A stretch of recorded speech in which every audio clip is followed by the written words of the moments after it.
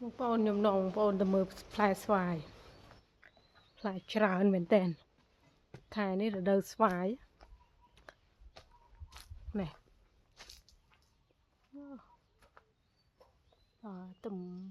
đập hòn thông hò miền tây miền thông nhá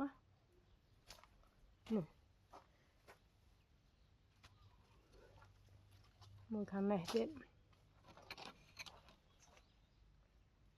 cho là phai thùng chết bứt bứt ở bóng vô nơi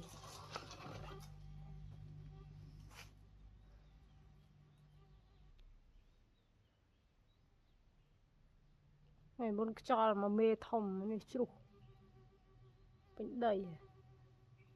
này mới chú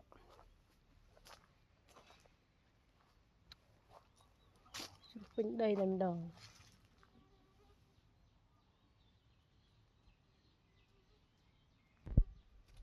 lại cái bóng hồn